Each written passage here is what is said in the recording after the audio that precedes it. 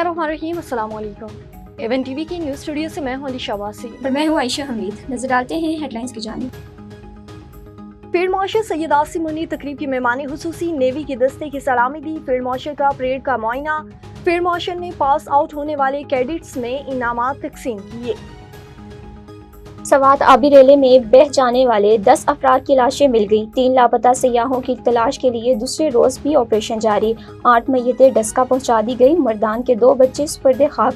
जनाजे में अहले इलाका की बड़ी तादाद में शिरकत। सदर और वजीर आजम का वाक़े पर इजहार अफसोस।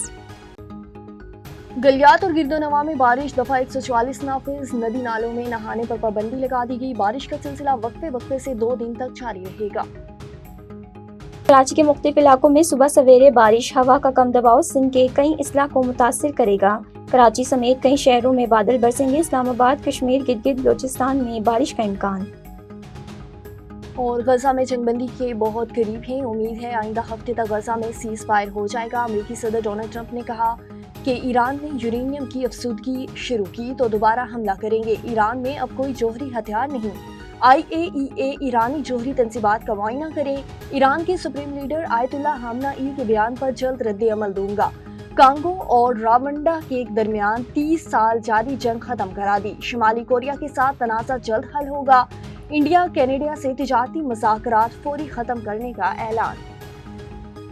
एवन टीवी के न्यूज़ स्टूडियो से फिलहाल कितना ही। मज़ीद किसी भी खबर से बाखबर रहने के लिए देखते रहिए A1 TV। A1 TV, सब पे नजर, अंदर की खबर।